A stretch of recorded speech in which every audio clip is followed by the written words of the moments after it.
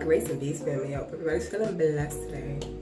I get myself together, and it came to me that one of the most difficult aspects that I went through while on this spiritual journey was patience. Oh my gosh. If you walk in the walk, you know what I'm talking about. But patience and waiting on the Lord's timing is one of the hardest aspects.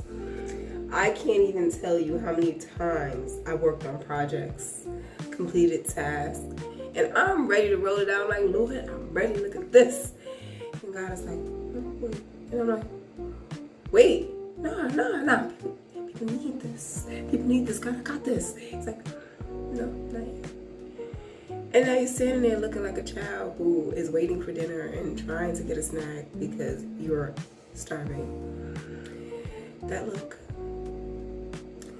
But in time, you learn to trust in the Lord's timing, because a lot can go wrong in that time of you trying to launch something in your own strength. Remember, we are in collaboration with the Father when it comes to doing His will and providing service.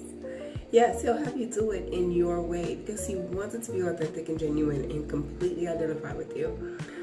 But you are waiting for Him to let you know when that right time, that sweet spot is for you to insert what needs to come out. And it can be very hard to wait. It's happened to me several times, and I'm sure it's going to happen to me several more. What got me through those waiting seasons of preparation was the trust. That's the first thing. But it's also looking back on the things that you went through when you've launched things too early.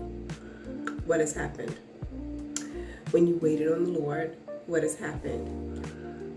This is how you're supposed to properly apply your past, your learning experiences.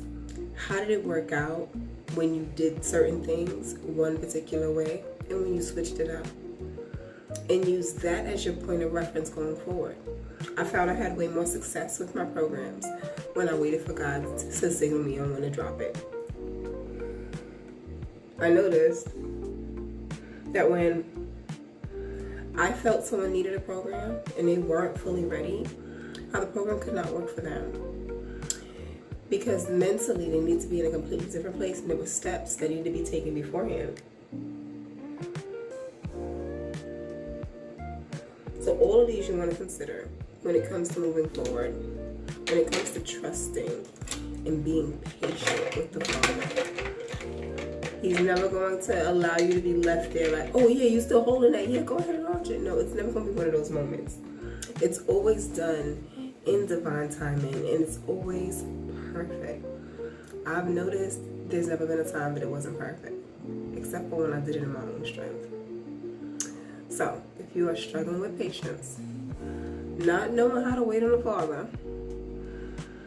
this is your signal to trust.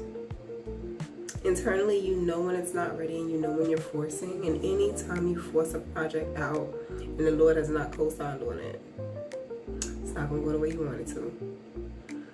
Alright? So, be patient. Love and light and peace.